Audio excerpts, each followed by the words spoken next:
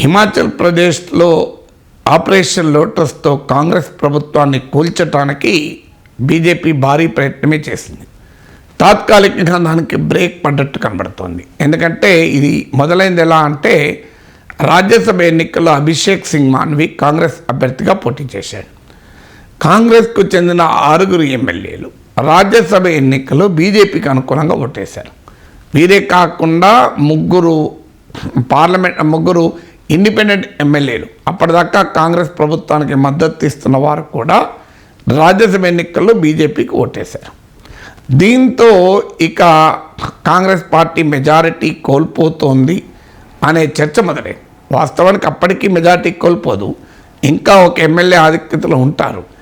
ఈలోగా మాజీ ముఖ్యమంత్రి వీరభద్ర సింగ్, పిసిసి అధ్యక్షులు ప్రతిభా సింగ్ల కుమారుడైనటువంటి విక్రమాదిత్య రాష్ట్రంలో కాంగ్రెస్ ప్రభుత్వంలో సుఖ్వీందర్ సింగ్ సుక్కు ప్రభుత్వంలో మంత్రి, ఆయన రాజీనామా చేశారు. దీంతో ఇక కాంగ్రెస్ ప్రభుత్వం పతనం ఖాయము అనే అభిప్రాయం కలిగింది. బీజేపీ అవిశ్వాస తీర్మానం పెడుతుందని వార్తలు వచ్చాయి. లేదంటే గవర్నర్ను కాన్ఫిడెన్స్ ప్రూవ్ చేసుకోమని ముఖ్యమంత్రిని ఆదేశించాలని కోరాలని కూడా చర్చ జరిగింది. ఈలోగా కాంగ్రెస్ పార్టీ రివర్స్ ఆపరేషన్ మొదలుపెట్టింది. బడ్జెట్, ఫైనాన్స్ బిల్, ద్రవ్య వినిమయ బిల్లు ఉంటుంది. బడ్జెట్ ఆమోదం పొందకపోతే ప్రభుత్వం పతనం అవుతుంది. సో బడ్జెట్ ఆమోదం పొందే క్రమంలో 15 మంది బీజేపీ ఎమ్మెల్యేలను స్పీకర్ సస్పెండ్ చేశారు, అల్లరి చేశారన్న పేరుతో. దాంతో ఓటింగ్ జరిగితే ఫైనాన్స్ బిల్లు ఆమోదం పొందింది. ఫైనాన్స్ బిల్లుకు అనుకూలంగా ఓటు వేయమని కాంగ్రెస్ పార్టీ విప్ జారీ చేసింది. కానీ ఈ 6 రిబెల్ ఎమ్మెల్యేలు, అంటే రాజ్యసభ ఎన్నికల్లో కాంగ్రెస్ పార్టీకి ఓటేయని వారు ఈ బడ్జెట్ సమావేశాలకు గైరాజరయ్యారని వార్త. రాజ్యసభ ఎన్నికల్లో పార్టీ విప్ ఉండదు. రాజ్యసభ ఎన్నికల్లో పార్టీ ప్రతినిధికి చూపెట్టి ఓటేయాలి. అంటే పార్టీకి తెలుస్తుంది క్రాస్ ఓటింగ్ చేసినట్లు. కానీ ఎక్కడా కూడా చర్య తీసుకోరాదు, విప్ ఉండదు కనుక అనర్హత పడదు. అందువల్ల కాంగ్రెస్ ఎమ్మెల్యేలను రాజ్యసభ ఎన్నికల్లో బీజేపీకి అనుకూలంగా ఓటేసినందుకు కాంగ్రెస్ ఏం చేయలేకపోయింది.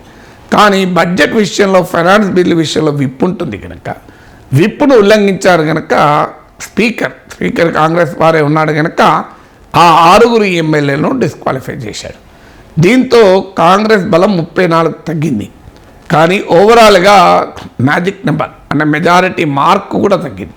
ఇప్పుడు 25 మంది బీజేపీకి ఉన్నారు, 34 మంది కాంగ్రెస్కి ఉన్నారు.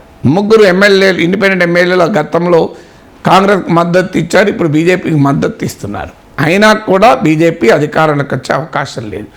అందువల్ల హిమాచల్ ప్రదేశ్లో తాత్కాలికంగా ఈ ఆపరేషన్కు బ్రేక్ పడింది. ఈలోగా కాంగ్రెస్ అధిష్టానం 3 ఉద్దండులు పంపించింది.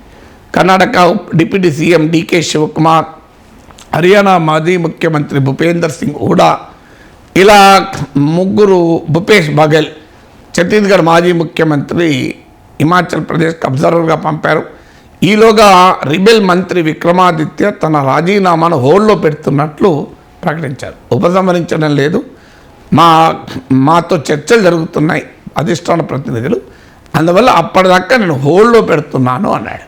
సో తాత్కాలికంగా ఆపరేషన్ కమలానికి కాంగ్రెస్ విరుగుడు కనుగొలిగింది. కానీ ఇది ఎంతకాలం నిలబడుతుంది?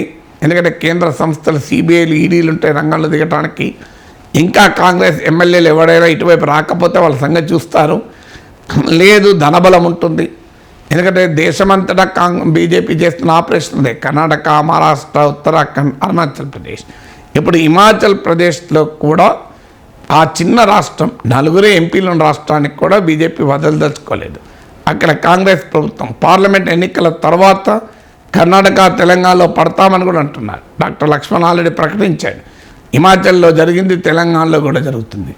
అందువల్ల ఇలా ప్రజలు బీజేపీ ప్రత్యర్థులకు తీర్పు చెప్పినా, బీజేపీని తిరస్కరించిన తామే అధికారంలోకి రావాలనే ఒక అప్రజాస్వామిక ఆపరేషన్ను బీజేపీ మరోసారి హిమాచల్లో చేసింది.